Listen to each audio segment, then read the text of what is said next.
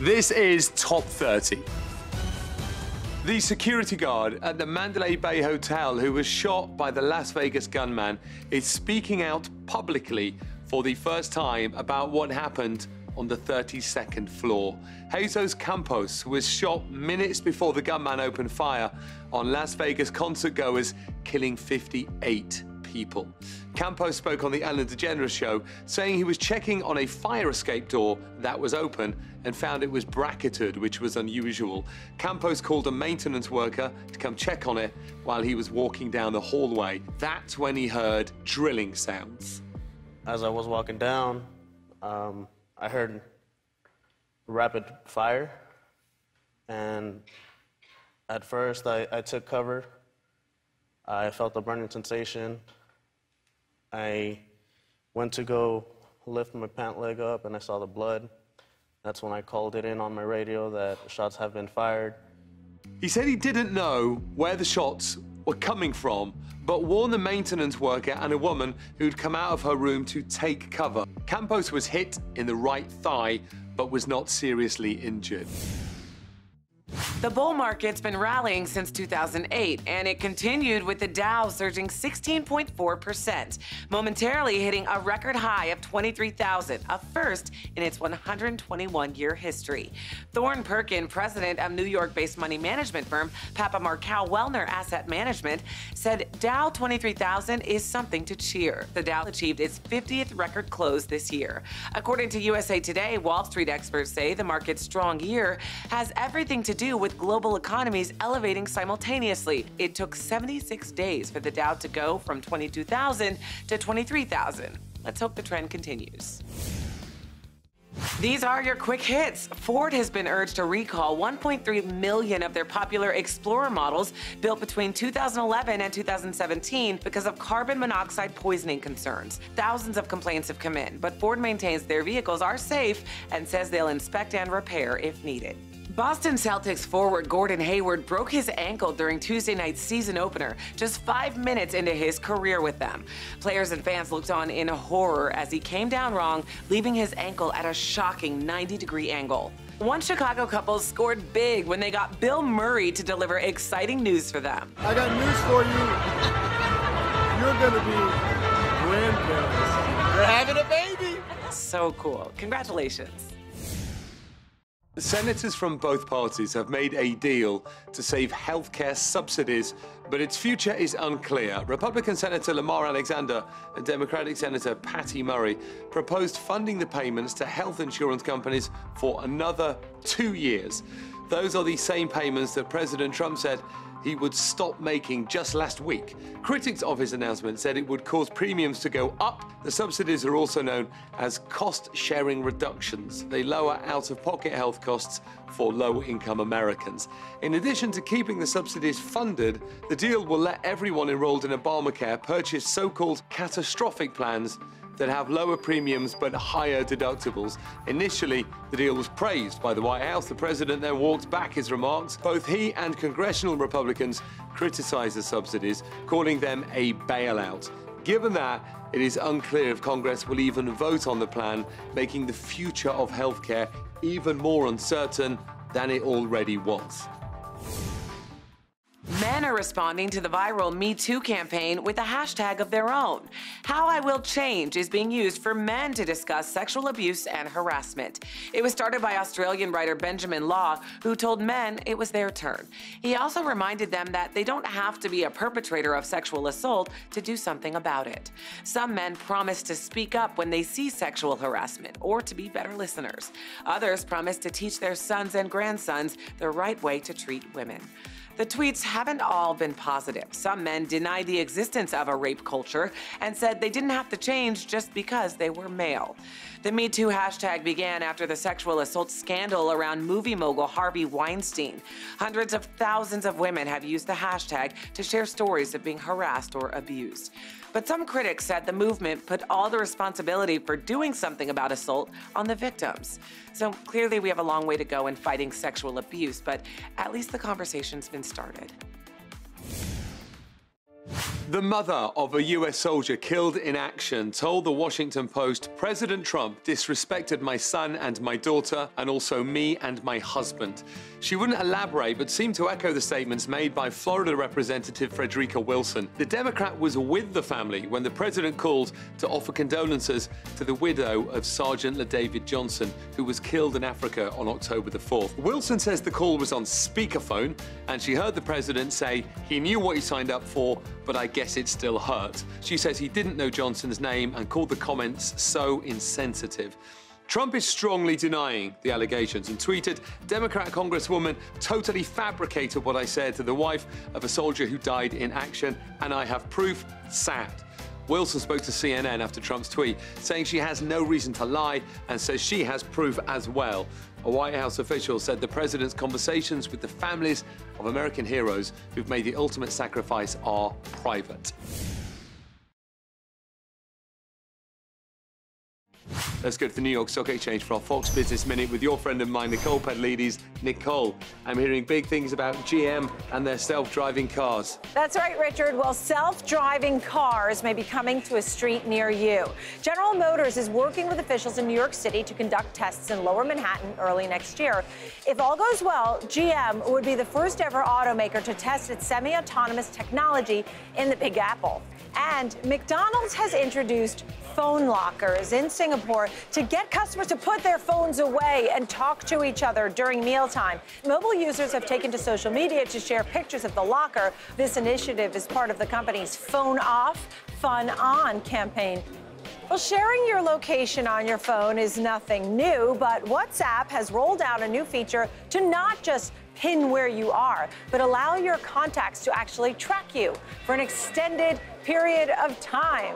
Nicole, this is interesting. Tell us more about this feature. Well, Richard, for now, users can choose from 3 time lengths, 15 minutes, an hour, and 8 hours to share their location. Of course, there's always the option to just turn off your location once you reach your destination, or if you simply don't want to disclose your location at all. New research has found that alligators are eating sharks. Scientists from Kansas State University and the Kennedy Space Center spent about 10 years capturing live alligators in Florida and Georgia and pumping their stomachs. And they found 3 new species of shark and a new species of stingray. The finding is significant because both animals are predators, but in different types of water. Alligators live in freshwater and sharks hunt in saltwater. But these alligators will travel into saltwater environments to hunt. They can drink fresh rainwater off the surface of bodies of salt water in order to survive there longer. They also won't pass up an easy meal if a shark happens into fresh water. The researchers called the alligators opportunistic predators. In other words, there are alligators and sharks in the same bodies of water that I'm not going to go anywhere near. Taylor Swift makes a house call to surprise a fan. It's time for this week's Page 6 Fix with Elizabeth Wagmeister. The holiday season is just around the corner and some stars are already feeling the spirit, as Christmas came early for one Swiftie when Taylor Swift showed up at a fan's door to surprise her with some swag, some selfies, and even perform one of her new songs. Now, who won't be opening gifts this year? Well, that'll be Ashton Kutcher and Mila Kunis's kids. Kunis, who ironically stars in the new Bad Moms Christmas movie, revealed that they have a no gifts policy. But that doesn't make her a Grinch, it just sounds like they want to keep their kids grounded. Now, looking ahead to New Year's, it seems Anderson Cooper will be ringing in the new year with a new bestie. Kathy Griffin is out and Andy Cohen is in. Of course, this replacement stems from Kathy's scandalous fallout that eventually got her axed from CNN. Cooper released a statement about his friend of 25 years saying, quote, "Andy is the life of the party wherever he goes and it's going to be a blast." And that's this week's Page 6 TV Fix. See you next time. Thanks, Elizabeth. For more news and gossip, watch Page 6 TV weekdays. Check your local listings. If you're tired of being stuck in a stuffy office cubicle with no windows, one company has a unique idea that may be the perfect solution. Microsoft built 3 tree houses that lets employees connect with nature while they work. 2 of the tree houses are meant to be used as workspaces, while the 3rd is a lounge area for people to relax. The campus features rocking chairs, an outdoor gas fireplace, and a weatherproof awning. Microsoft decided to build the tree houses after employees said they wanted to work outdoors. So with nature now feeding their inspiration, we'll see what innovation is next for Microsoft.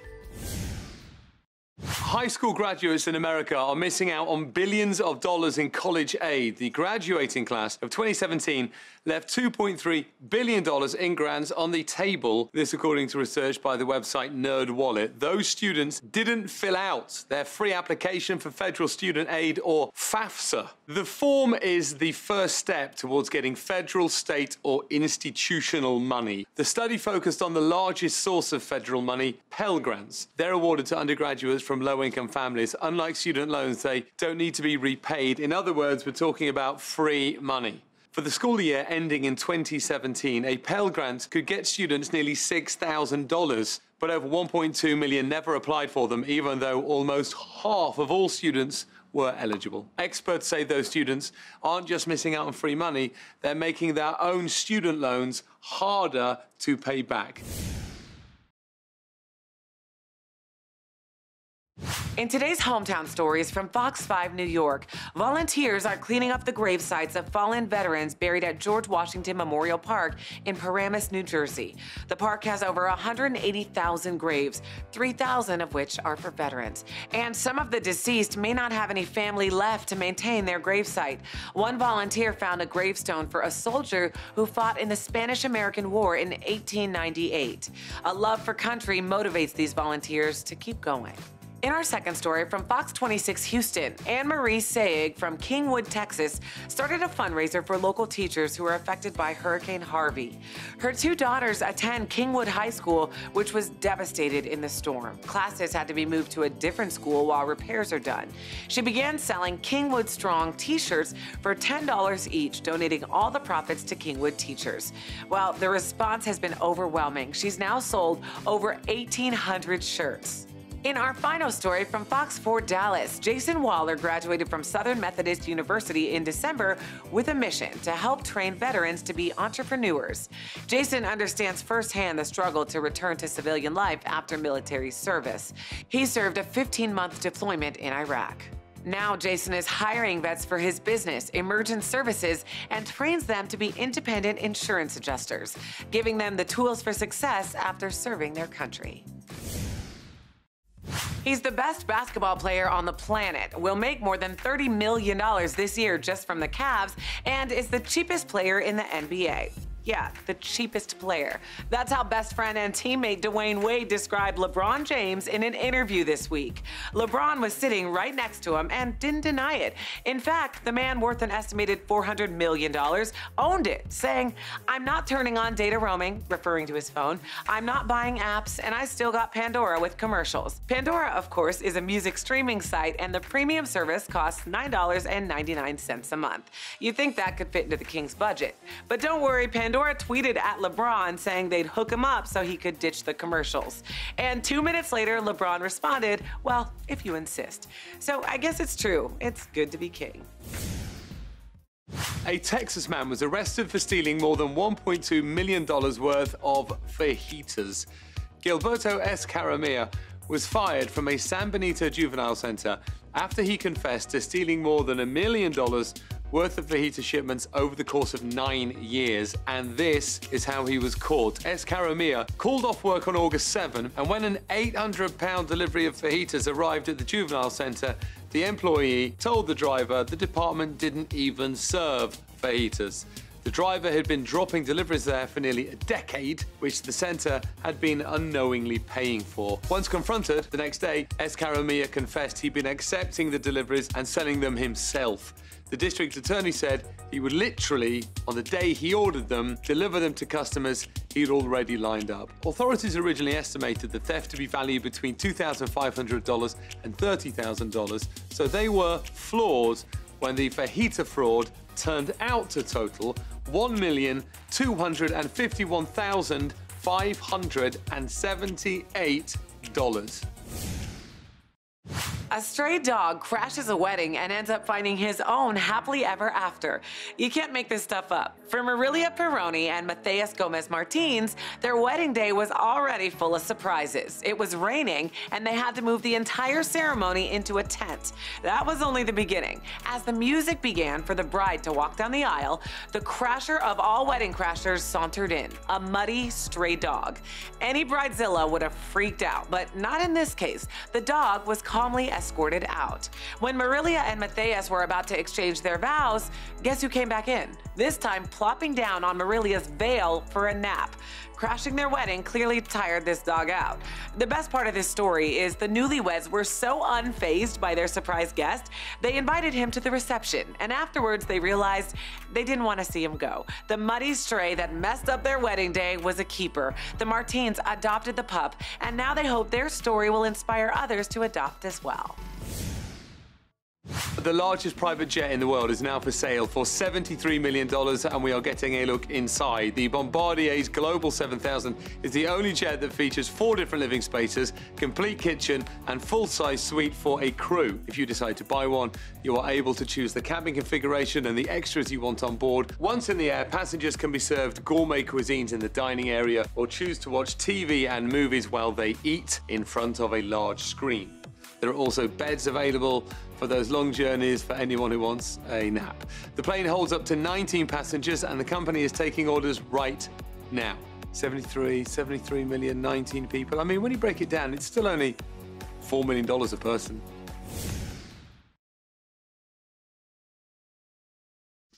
Good news and bad news about the reports of an imminent explosion of the supervolcano under Yellowstone National Park that will wipe out all life on Earth.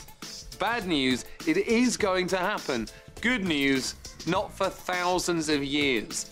According to the New York Post, volcanic experts are now saying the research out of Arizona State University point to a super eruption won't occur anytime soon and has been sensationalized. In the study, researchers tested the chemical composition inside the volcano, which indicated it is rapidly changing to active. However, volcanologist Jeffrey Johnson disagrees with the study. He says the shorter time span talked about in the ASU study is meaningless when looked at on a geological timescale. For now, Johnson says there is no unusual activity happening at Yellowstone. So don't worry.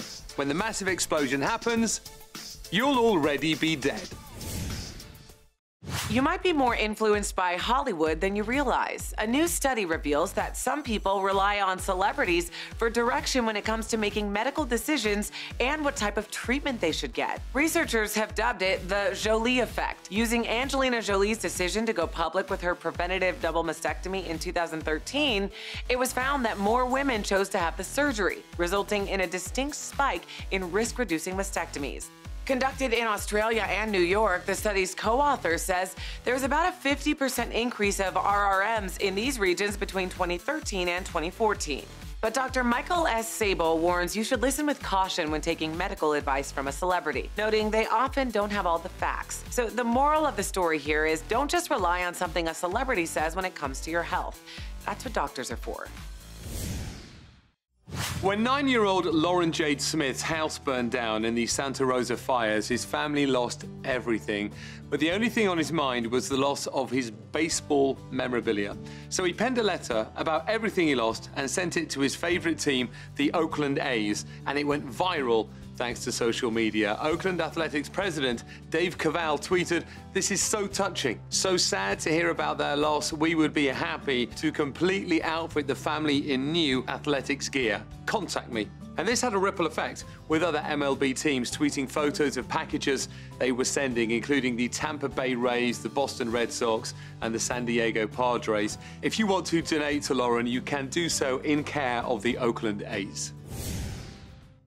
The best part of Halloween is all the candy, right? But with food allergies and childhood obesity on the rise, nutritionists are recommending handing out healthier options this season.